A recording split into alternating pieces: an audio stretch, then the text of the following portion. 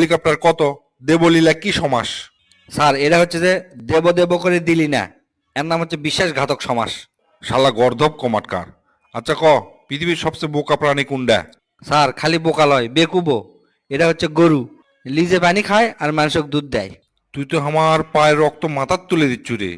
তোর মারমো কপালত পড়বো কিন্তু নেপালত। এখন ক, ভাল্লুকের শরীরত এত চুল কিসক? স্যার এটা তো খুবই সোজা প্রশ্ন, এটা কোনো কথা হলো?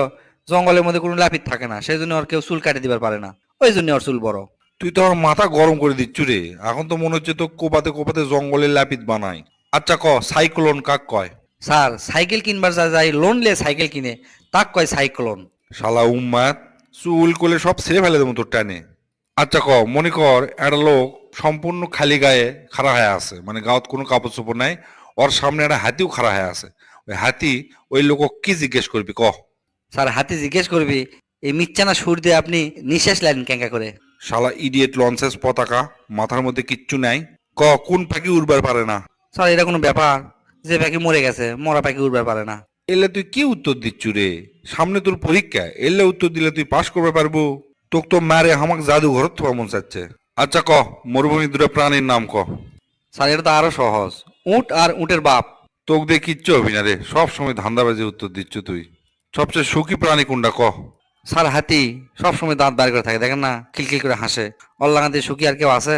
উই তো সবচেয়ে সুখী। আমাকে দেশত সবচেয়ে কোন জায়গাত বৃষ্টি বেশি হয় কত? স্যার এটার কোন ব্যাপার? মাটিত।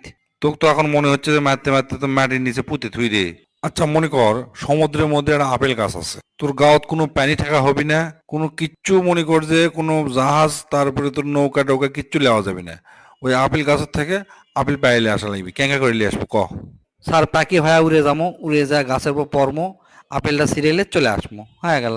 জলজান্ত একটা মানুষ হোক, পাখি কি তোর বাপ বানাবি? স্যার সমুদ্রের মাঝখানে আপেল চাষকে আপনি বাপ করবি? খালি উল্টা পাল্টা প্রশ্ন করেন আপনি। তোকে ইঙ্গা মুখে প্রশ্ন করে হবি না, বুঝছি। তুই এক কাম কর, তুই বাতাস, নদী আর সমুদ্র, এই তিনটা যে কোনো এটার উপর তুই 20 লাইনের রচনা লেখ।